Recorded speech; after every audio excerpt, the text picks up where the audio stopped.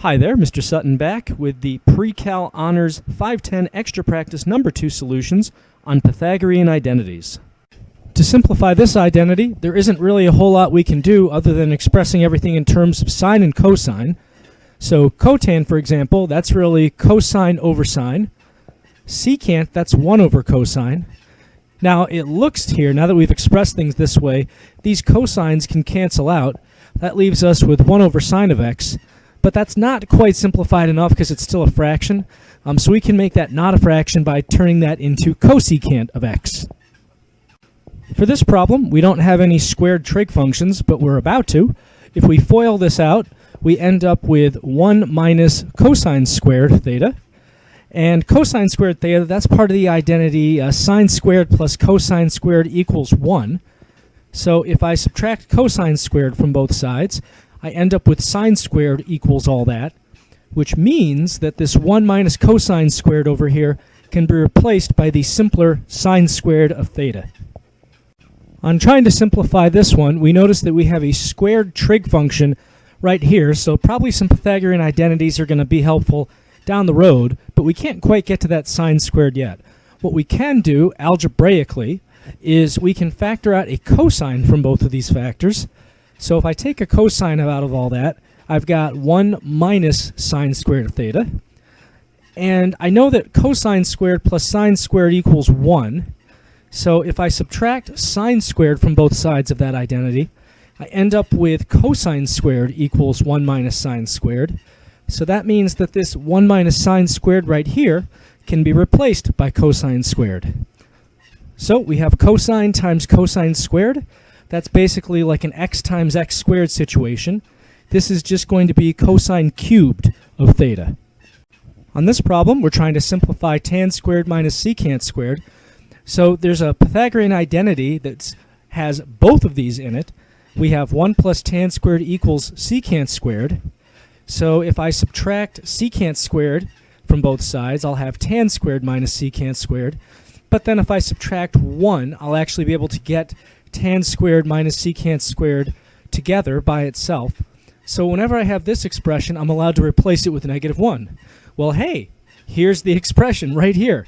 So let's just replace this whole thing in the original expression for the problem with negative 1. Negative 1. There we go. For this problem, there's not a whole lot else I can do right away except for distributing this sign to both of these. So I can write this as sine cosecant minus sine squared of theta. And one thing I can do at this point, cosecant is really the same as 1 over sine, so I can immediately cancel out those signs, leaving me with 1 minus sine squared of theta. And now I know that sine squared plus cosine squared equals 1, so that means 1 minus sine squared is going to be the same as cosine squared. So this expression over here we can just replace with cosine squared.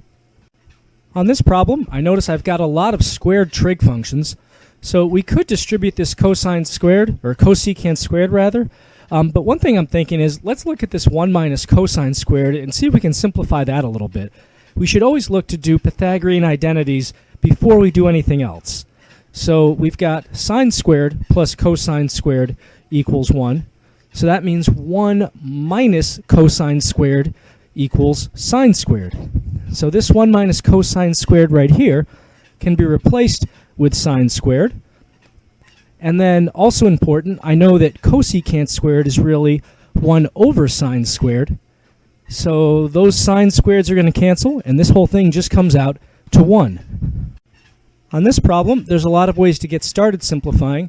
I chose to take the reciprocal of both these just so I'm not dealing with fractions. So we've got 1 over tan squared, which is really cotan squared, and 1 over sine squared is cosecant squared. Now there's an identity that has not 1 but 2 of these identities in it, these squared trig functions in it, and that is 1 plus cotan squared equals cosecant squared. So if I want to get cotan squared minus cosecant squared out of this identity, I have to subtract the 1 over to the other side and subtract cosecant squared to the left side. So there's what I get. Cotan squared minus cosecant squared equals negative 1. So that means this expression here can just be swapped out for the much simpler -1. On this problem, we have squared trig functions all over the place, but a Pythagorean identity isn't really going to help us out a whole lot the way things are. Instead, we're going to look to turn everything into sine and cosine and see if we can use some algebra to simplify this. So tan squared, for example, I can make that sine squared over cosine squared in the denominator. And then basic fraction math, we can multiply by the reciprocal, same change flip. So this is really sine squared times cosine squared over sine squared. And now conveniently, these sine squareds are going to cancel out, leaving us with 1 minus cosine squared. Now for simplifying this, we know that cosine squared plus sine squared equals 1. So 1 minus cosine squared is the same as sine squared. So this whole thing then is really just going to be sine squared when all is said and done.